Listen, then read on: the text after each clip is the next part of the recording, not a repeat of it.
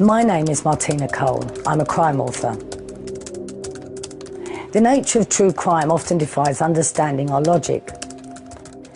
And in my opinion, the most difficult perpetrators of crime to work out are the women that murder time and time again. In this series, I'll be shining a light on 6 of the most prolific female mass murderers in history. So welcome to the dark world of the lady killers.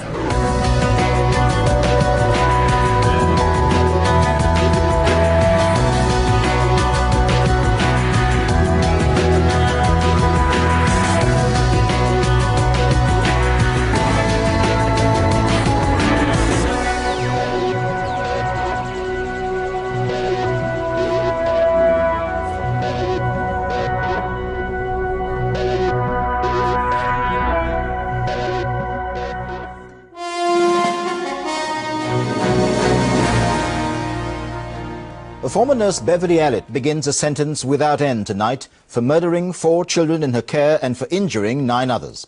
She was given life 13 times over and was told there was no real chance of her ever being free again. This is the story of lady killer nurse Beverly Allitt. In 1991, she murdered 4 children and attempted to murder at least another 9. These incidents took place over 61 days at the little cottage hospital she worked at in Grantham in Lincolnshire. In 1993, Allitt was sentenced to 13 life sentences for her crimes.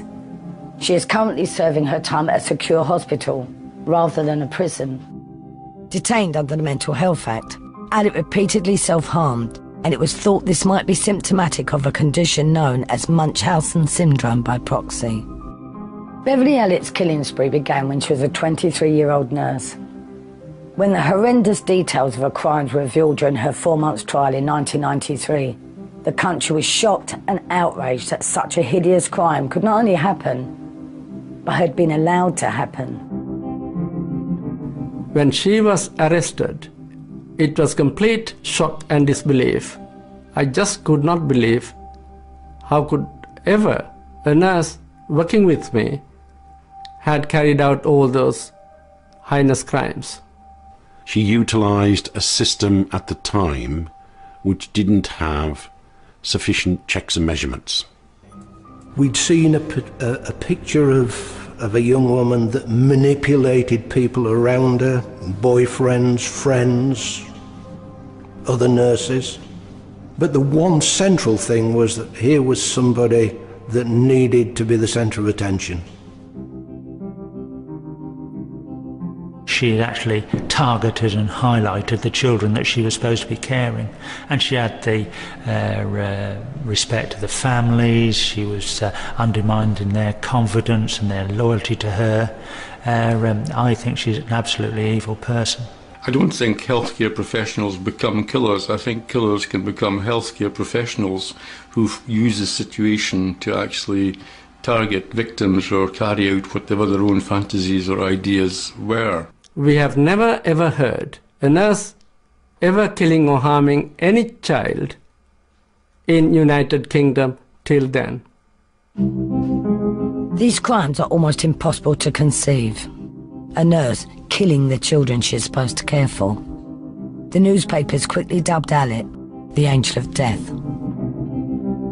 The term Angel of Death, it wasn't something that had been mentioned a lot. It wasn't a term I was aware of before the Beverly Allitt case. We've certainly heard it many times since then. Angel of Death is a term that many prefer in the criminology trade for doctors and nurses and perhaps a few other hospital-type employees who kill patients, one after the other, usually by poisoning. But the angel part is because she posed, if you like, as a nurse and did it from the position of a responsible medical person who's supposed to be looking after these children. So instead of an angel of mercy, she was an angel of death. She appeared to have a relatively normal background, one of 4 children to Richard and Lillian Allitt, who lived in Corby Glen, just outside Grantham in Lincolnshire. Corby Glen is like any other rural town, really. Before the early 90s, it was known as, Margaret Thatcher's home. She'd only just finished being Prime Minister a couple of years before, if you like. It could be any village, anywhere in rural England. Very quiet, People certainly not used to this kind of media attention. So what was it that set this seemingly unremarkable girl on a murderous path? As a child, there were signs that something wasn't quite right with Beverly. She had a habit of making up stories and of lying to people. She made frequent visits to her GP for various illnesses and was often seen sporting injuries. What made her change from a normal child to a child killer? I think in the specific case of Beverly Allitt, we can almost certainly suppose that she did have some illness, no matter how minor or serious, which received attention. And from that day on, I think she would slowly but surely start to manufacture illnesses to maintain that level of attention. Beverly Allitt.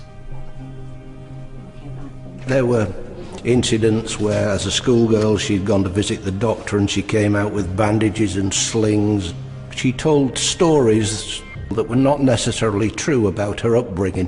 For example, she told people that she'd been brought up in a household where mum and dad had split and that she'd had to go to live with an aunt down in either Devon or Cornwall. And there were many, many examples of Beverly's stories which, when investigated, were not necessarily true. In her last 2 years at school, Allitt studied child development and started to take an interest in nursing. With 4 CSEs and an O-level in food and nutrition, she signed up for a pre-nursing course at Grantham College. A year later, she started her training as a state-enrolled nurse. In 1991, Beverly Allitt had managed to get herself employed as a nurse in Grantham Hospital, having had a lot of difficulty in the past of actually getting academic qualifications to go on courses, but she was lucky she managed to get this job where there were issues with understaffing, where there was problems in organisation and so on, and she used the whole care situation to her own ends. As a student nurse, Beverly Allitt was off sick for 126 days during her last year of training with a litany of ailments. Despite this flaky record and her obvious tendencies towards hypochondria, Trent Regional Health Authority was short-staffed enough to recruit Allitt as a nurse on February the 15th, 1991. Ward 4 looked after sick children and babies from a range of ages. Most children came in with minor illnesses and were quickly treated and sent home as soon as they were well enough. The 2 consultants, Doctors Porter and Nanikara, and all the staff tried to make Ward 4 a warm and welcoming place. It was a relatively small district general hospital. Beverly Allitt was appointed new. To my understanding, Beverly Allitt was no different to many other nurses. She presented as indeed this very caring, happy little person who appeared with every family saying, I'm looking after your child, I'm caring for that. So there was this kind of possibly an unusual, positive approach to life. Initially, the parents felt that she was an angel, if you like. The nurses had respected her because it was her that identified problems. And she called the alarm on a number of these children, and she actually escorted them to the Queen's Medical Centre in the ambulance. So she was held in high esteem on the ward at this time. Although Ward 4 was understaffed and under-resourced, everyone, including new recruit Beverly Allitt, pulled together to make it a friendly environment for the children. At this point, no one had any suspicions about the evil acts Beverly Allitt was about to commit. Beverly Allitt, now employed as a nurse on the children's ward at Grantham and Kesford Hospital, is in her element. She's had an interest in nursing since her school days, and she seems to fit right in on Ward 4. Given her sketchy track record as a student nurse, it amazes me how she could ever have been employed by the NHS. In February 1991, just 1 week after Beverly Allitt started on Ward 4, strange things started to happen. Money was being stolen from the nurses' bags, and a key to the insulin fridge went missing.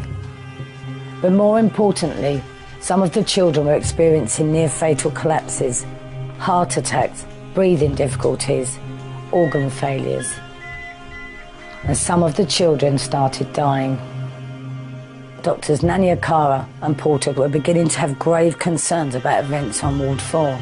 concerns mirrored by the staff at nearby Queen's Medical Centre. For one child a year to die at the larger Queen's Medical Centre was the average. So for 4 children to die over a 61-day period at the little cottage hospital of Grantham and Kesford was staggering. The head of paediatric at Queen's Medical Centre insisted that doctors Nanya Kara and Porter call in the police. The police had no idea what they were about to uncover. So in the hospital, and I saw Dr. Nanyakara, Dr. Porter and Mrs. O'Nions, and I then had revealed to me aspects of a number of incidents which had occurred with young children at the hospital over a period of weeks. On the last day of April of 1991, I was finishing another murder inquiry and I received a call from a detective sergeant at Grantham, who in turn had been contacted by the hospital authorities. That suggested that there may be some difficulties on the children's ward at Grantham Hospital. It wasn't known whether the responsibility lay with staff or with parents or with support staff. So on Friday the 3rd of May I went to a meeting in the administrator's office at Grantham Hospital. There were representatives of the Regional Health Authority, there were press officers for the Health Authority, there were police press officers, myself, 2 paediatricians who worked on the children's ward, Dr. Porter and Dr. Nanyakara. At that meeting, Dr. Porter presented a case that suggested that perhaps 12, 13 or maybe even 14 children had suffered multiple collapses, and he felt that it was at the hand of somebody that wished harm to children.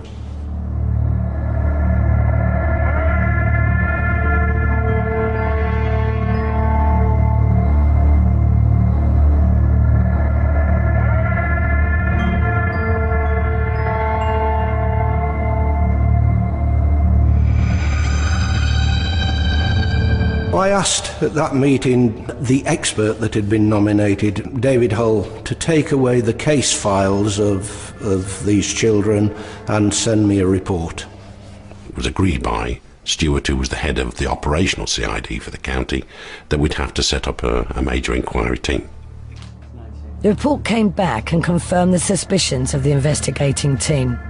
The police realised they had a major murder case on their hands. A few days into the inquiry, I decided that I ought to visit the children's ward at Grantham Hospital, Ward 4. I was first surprised that I was able to visit that ward without any challenge, that I was able to walk around it without somebody saying, "What are you doing, who are you?" And when I eventually addressed the staff there, I was equally surprised to find the level of resentment that there appeared to be, and that police were actually involved. The police, during the investigations, were certainly a nuisance to us, if I may use that term, because we were carrying on with our normal day-to-day service needs, providing the total care, but the police visited the hospital virtually 24 hours a day as part of the investigations, not knowing whether there had been any culprit amongst us. So it was quite obstructive and sometimes was frightening. Well, there had been 4 children die over this 8 or 9 week period, and one of the disturbing facts was they would expect 1 child probably to die a year at the Queen's Medical Centre, and this was a little regional hospital, and there'd been 4 deaths in about 8 or 9 weeks, and there'd been, I think, a total of 23 respiratory or cardiac attacks. The nurses themselves, they do sign an oath of confidentiality. They didn't really talk to each other. They certainly all felt they were to blame, and so I think they probably felt they were suspects. The report highlighted one incident worthy of deeper investigation. It was the case of a 5-month-old baby boy called Paul Crampton, who'd been admitted with a severe chest infection. During his stay on Ward 4, he suffered 3 unexplained collapses. On the Saturday, which was the 23rd of March, he had his first collapse. That collapse was brought to notice by Beverly Allitt, who was within his room within the ward, and called one of the other nurses and indicated that This little boy, Crampton, was suffering breathing difficulties and sweating profusely. I found he was very shut down, circulation being extremely poor, the peripheries are cold and clammy, and having quickly asked what happened from the nursing staff and the parents who were there at the time, I could not identify any specific medical reason to account for this collapse. For reasons known only to her, Allitt makes the unusual suggestion to test for hypoglycemia, a check for low blood sugar levels. This test proves positive, and Paul is treated successfully and makes a full recovery. On Sunday, I came again and did a ward round. I saw Paul along with all the other children under my care. Again, Paul remained well. All the observations were pretty normal and stable, and I was quite happy. Beverly Allitt was required to take down the drip because by this time the child had recovered. And almost immediately, the child went into regression and doctors had to be called again, and he had a second of these attacks. We managed to keep him alive, and I expressed my great concerns, and the parents were extremely anxious and worried. But he became stable. The following 3 days were almost uneventful, and doctors were on the point of sending him home. David Crampton had been keeping an eye on his little son. When he felt that he was over the worst, he decided to leave the ward for a short break. When he returned, about a half an hour later, he saw his child sweating profusely, having difficulty breathing, and was turning blue. He called the doctors and nurses on the ward, and the child was given appropriate treatment, then transferred to the Queen's Medical Centre at Nottingham, where he recovered spontaneously. After the third collapse, and prior to his transfer to Queen's Medical Centre for specialist care, a blood sample was taken from Paul to try and clarify the reason for his medical reactions. Weeks later, when the results finally came back, it showed that Paul's insulin levels were off the chart. They had a few samples available that we could measure the insulin level in. And when we got the results, at least of some of them, we were stupefied. There was only one other case in all the medical literature anywhere near as high, and that was in somebody who'd been given a huge dose of insulin and subsequently died. We knew that this was very, very unusual. So from this point on, I think as an inquiry team we were pretty much aware that we had a murderer or a potential murderer on the ward, despite the fact that this child had recovered. 4 babies died in the children's ward. 8 others suffered cardiac or respiratory attacks. A nurse has been on extended leave as a result of police investigation. Abnormally high levels of the drug insulin in several children. We first heard about events on Ward 4 shortly after the police had been called in. It was clear there was a lot of police activity going on at the hospital, but nobody was saying exactly what was happening. But there was a lot of rumours starting. Clearly, you know, the police were talking to so many people. There was the staff at the hospital, there was the parents concerned, there was other people who were at the hospital on the nights in question. They were knocking on doors. People could see something was going on, but we weren't quite clear what. There are certain aspects of the case that have been investigated already which lead me to believe that some of the incidents at the hospital are suspicious. The most parents whose children, some of them were harmed and some of them died under my care, were very anxious, angry, worried as to what happened. At first, the parents weren't even themselves told exactly what was happening. You know, they knew there was an investigation at the hospital. They didn't realise that there was more than one child being investigated. Rightly so, the police were being very careful. You know, the police themselves weren't exactly sure what they were facing at the time, certainly no motive for any of the killings or the harming that had gone on there. Well, I was shocked, very shocked, and I just felt numb. I just couldn't believe that such a thing could happen. I mean, I put my child in the safest place possible that you can. when I heard that happened, I just couldn't take it in at first. And eventually, somebody, whether it was in the police or the hospital, did leak that a nurse was being investigated and that children may well be involved. And that really then, it just exploded.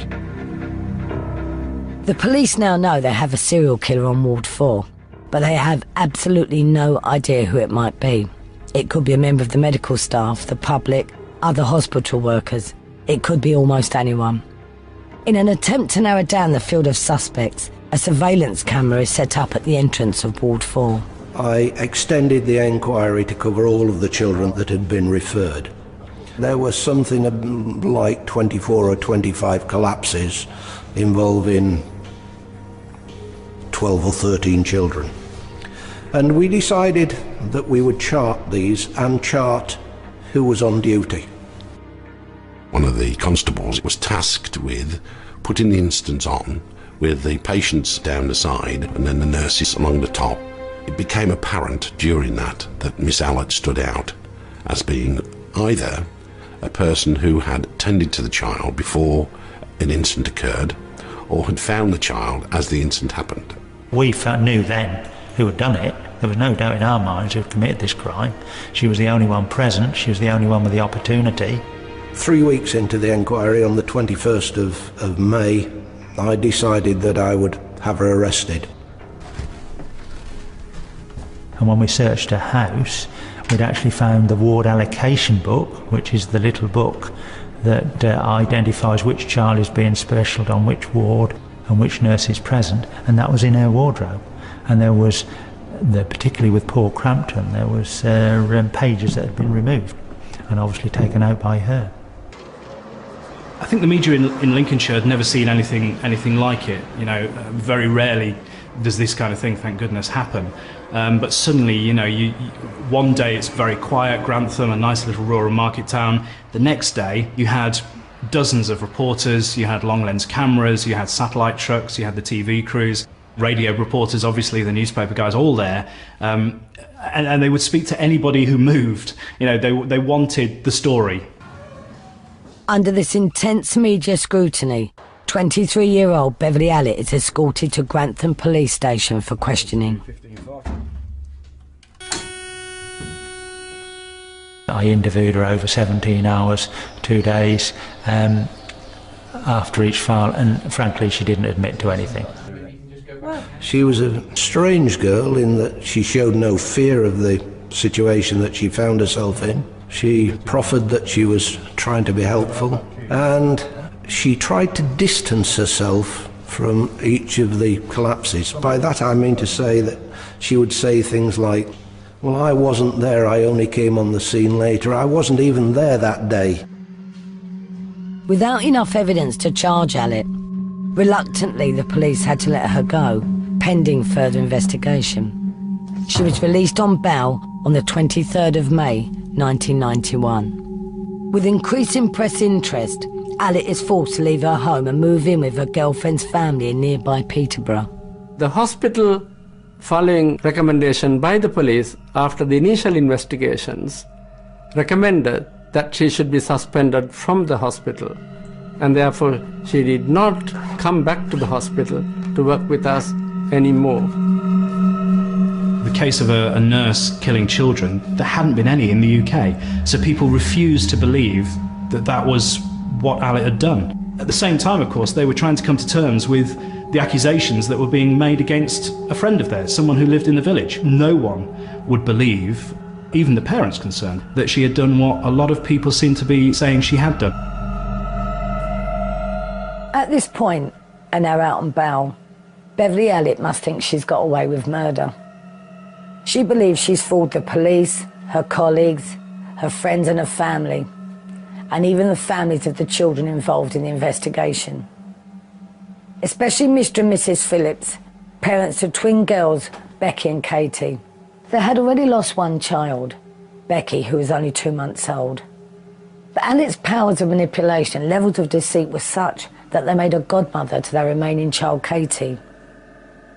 The Phillips, so wholly convinced by Allitt's Caring Nurse Act, even go so far as to hire a private detective to try and prove her innocence. With insufficient evidence to charge her, Beverly Allitt was eventually released on police bail on the 23rd of May 1991. Back in her community, Allitt appears unfazed by this turn of events and insists she's innocent of the crimes laid against her. But behind this facade was an opportunistic, devious and self-obsessed individual who preyed upon people's fragile emotions. The way she went about providing herself with the opportunity was to cultivate close friendships with the parents and to provide herself with an opportunity by sending the parents down to the canteen for a coffee while she looked after their child. And in fact, looking back on it, many of the parents said to me that they actually really appreciated the friendship because it was lovely that it was a paediatric ward and the nurse came across to them as being very caring. The Phillips allowed Allitt to not only be godmother to one of the twins, but also to babysit, even while that investigation was ongoing. She really did seem to have some hold over the local community. As the investigations continued, it was now becoming clear to the police that Allitt was creating diversions to have sole access to a young and defenceless victims. The police concentrated on the Phillips twins and what they believed to be Allitt's involvement in one of their deaths. Becky was admitted to hospital for nothing more than vomiting. She was treated over the course of 2 or 3 days. They managed to control the vomiting, and she was ready for release from hospital. And she met Nurse Allitt, and she was nursed by Allitt before she went home. When she got home, she was clammy, she was sticky, she was irritable, and her condition got worse. Eventually, I think the ambulance was called, or her father took her into hospital, where she died. As a result of that, Katie was brought into the ward, and Katie was a well child, her twin sister, so there's nothing wrong with Katie. Because of this unexplained death on Becky, I persuaded the parents to admit her for observation in case she gets into some difficulties, so that we were able to provide necessary investigations and the care. With reluctance, the parents agreed to accept my advice, which I very much regret now. She suffers 3 separate collapses. The first of them, Beverly Allitt is allocated her care, and it's noted by another nurse that the cot has been turned through 90 degrees. This has the effect of making it very difficult to see what's occurring with the child. And it's Beverly that raises the alarm when she calls the crash team and says that this is a child that has stopped breathing.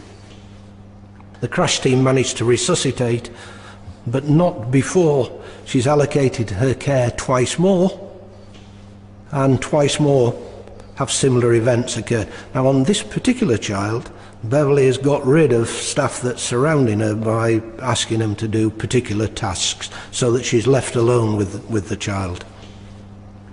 When x-rays are later examined of this child, she's got broken ribs.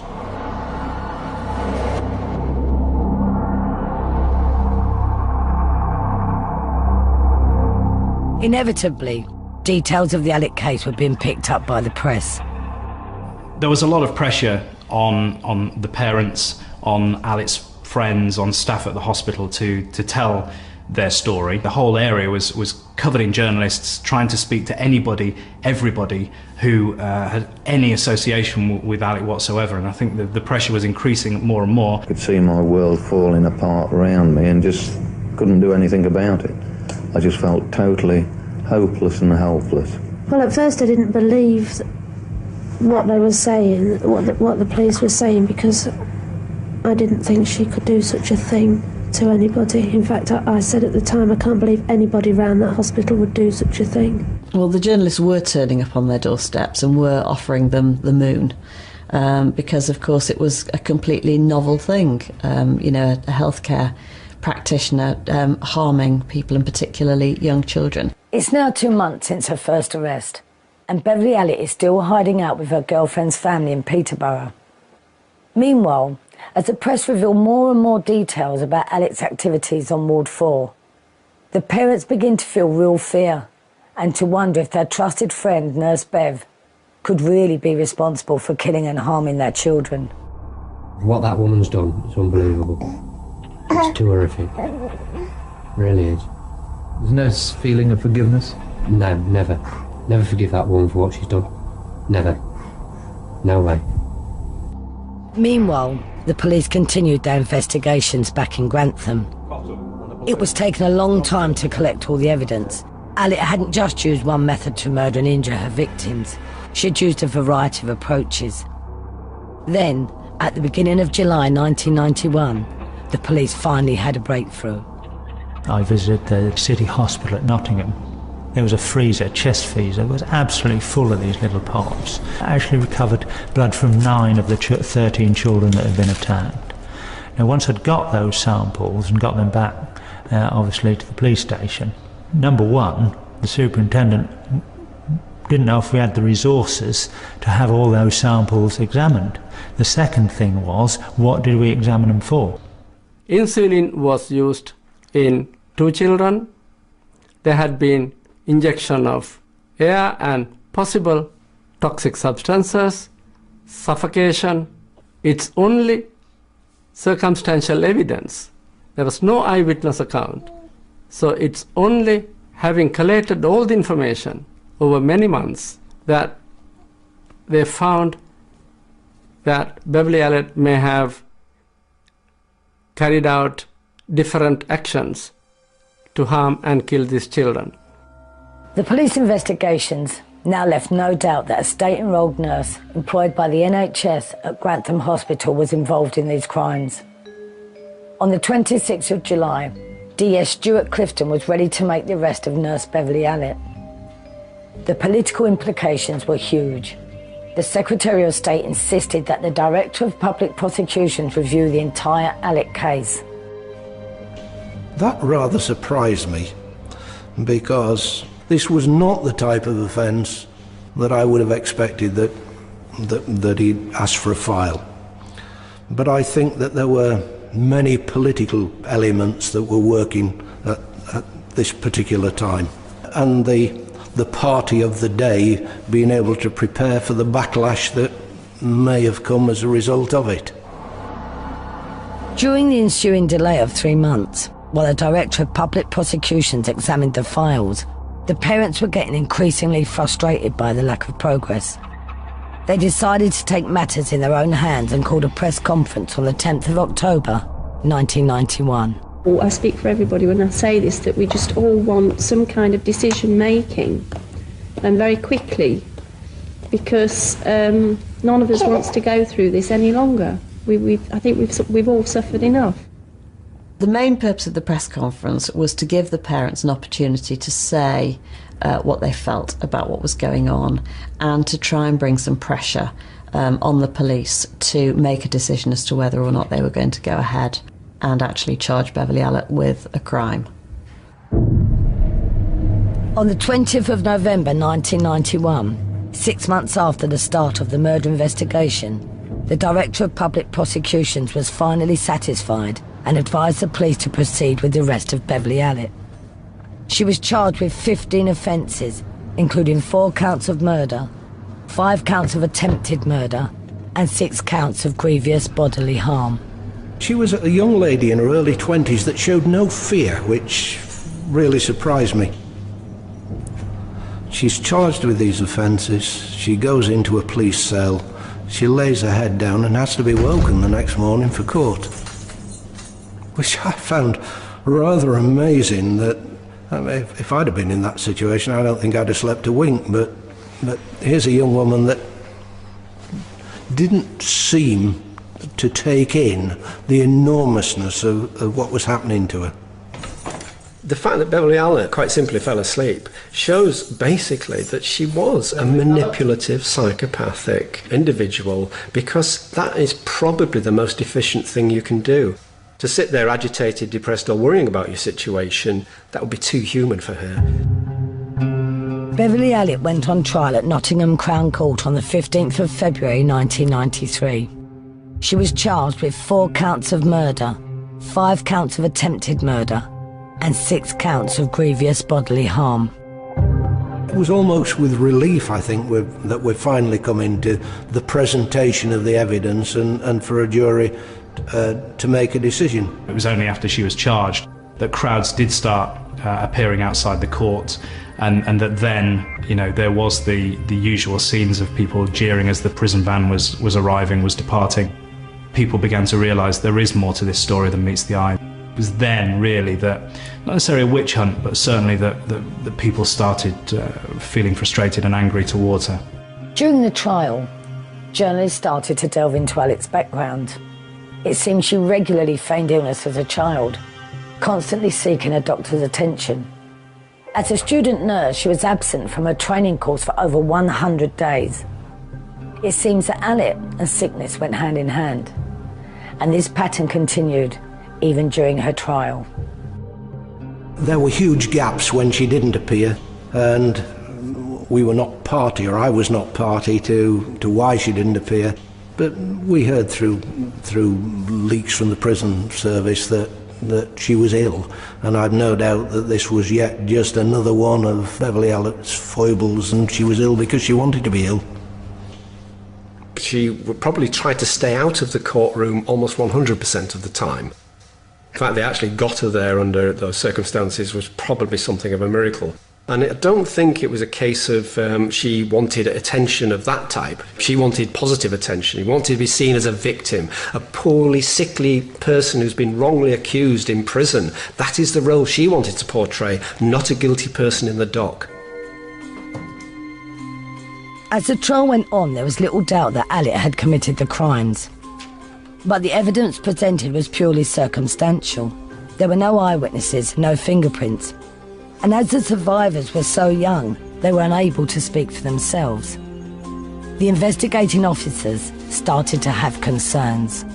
The difficulty was, obviously, we had no positive information on individual children. She was never seen with a syringe in her hand. She was never seen holding somebody's nose. I was obviously anxious during the trial. It had taken 9 months of my working life, and I was convinced in my own mind that we had prepared a good case against Beverly Allitt. So I was fairly confident that we'd put a case together, but one can never be sure with juries just how they're going to react. The police were nervous, but with no hard evidence, everything was circumstantial. There was no smoking gun. It had taken 9 months of intense investigation to bring Allitt to trial. The decision now lay in the hands of 12 members of the public to decide on Beverly Allitt's guilt or innocence. The jury were out for 6 days, poring over the minute details of the case. And what a dilemma for them. There were no eyewitness accounts, no background information on Allitt's past behaviour. They were hearing about crimes no one ever thought possible. And all these accusations about a nurse, someone entrusted with the care of our children. Finally, on the 17th of May 1993, the jury returned with a majority verdict. Although 2 counts of attempted murder were rejected, Beverly Allitt was found guilty of grievous bodily harm and attempted murder to Henry Chan, Christopher Peasgood, Patrick Elstone, Katie Phillips, Michael Davidson, Christopher King, Bradley Gibson, Paul Crampton, and Kaylee Desmond. And Beverly Allitt was found guilty of 4 murders: Timothy Hardwick, Becky Phillips, Liam Taylor, and Claire Peck.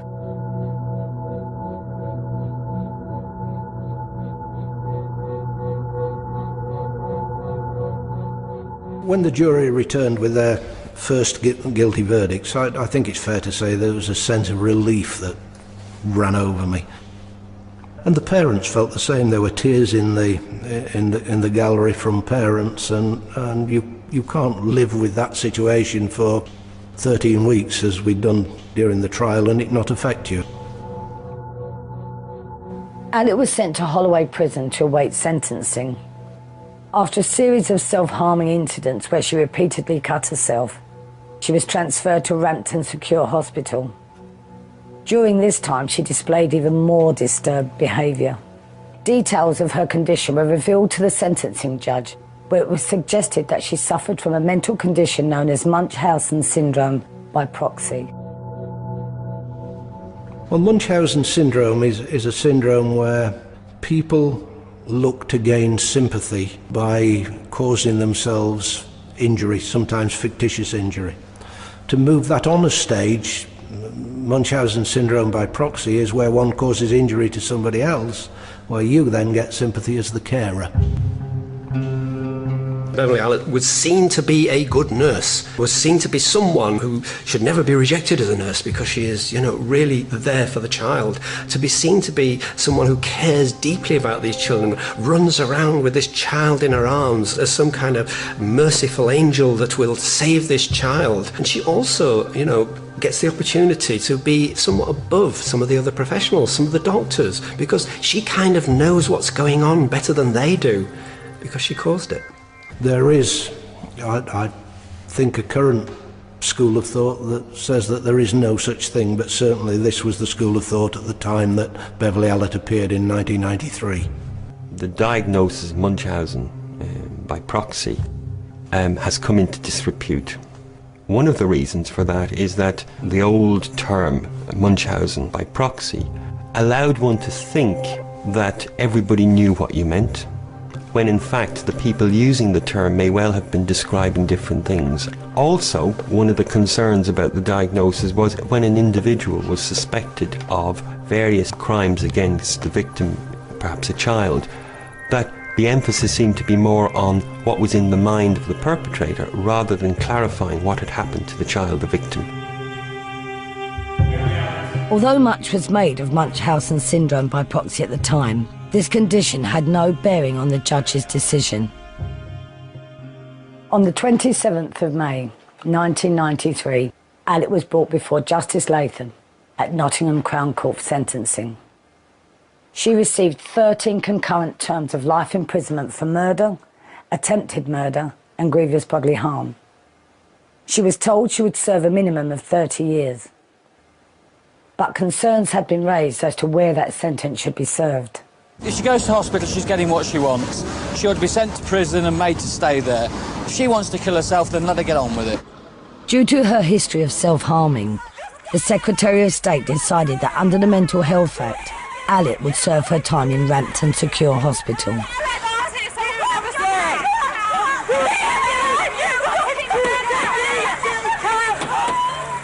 It's strange when you see somebody like Allitt in the environment of a top security hospital. It's not a prison, it is a hospital. She's there to be treated. And what's strange, and I think what's been difficult perhaps for some of the parents has been the fact that it is quite a soft life. She has TV in her room. There are communal areas where she can mix with other people. Rampton Hospital itself has quite regular discos where it's known she has mixed with other patients and has sparked relationships with them. It has a bar. It's a community surrounded by some quite high walls. And within that community, it has everything that a village life would need. Yes, she can't go wandering off to the shops very often, although she has been under guard allowed out shopping occasionally in the local area. She's not in any way being punished for what she did, and I think that is very difficult for the parents to come to terms with. It's not too bad. What's the good thing about it? We're out, got more freedom in it. Do you like it better than where you were before? Yeah. Why? Because I've got more freedom. I'm not locked up all the time. But when questioned about remorse and motive, there is no response. I don't know, I don't want to talk about it. I'm sorry to say it, but I don't think that rehabilitation is going to be a possibility in her case. I think it's so into her system, the whole psychology, the whole culture of what she's done and so on is so much part of her that she's a disturbed young lady and she'll continue to be a disturbed young lady. It was a sign of those times to try and explain psychotic behaviour by labelling someone with a fancy medical term. almost to excuse their behaviour and then sending them off for rehabilitation. But the fact of the matter is that a murderer is a murderer, serial or otherwise, and no label should detract from the crimes that they have committed. It is, in my judgment, very wrong and misleading for anybody to label Beverly Allitt as belonging to either Munchausen syndrome or Munchausen syndrome by proxy, because I believe Beverly Allitt was cunning, calculating, deceptive, cold-blooded murderer.